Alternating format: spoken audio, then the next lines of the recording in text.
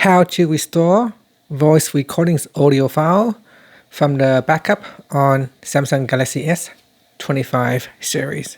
First, tap on the home button to go back to the home screen. Then swipe down at the top to open up quick settings. In here, tap on the settings icon.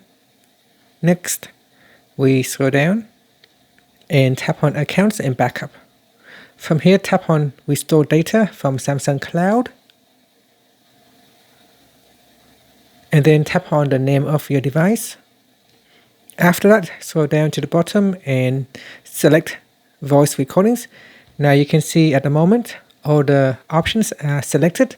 So if you tap on the checkbox right at the top, that will allow you to deselect all the items.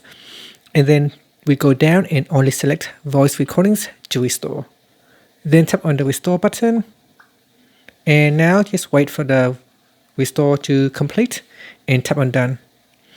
And here say, do you want to delete the old backup? I will choose later and tap on the home button. And that's it. Thank you for watching this video. If you find it helpful, please like and subscribe to my channel for more videos.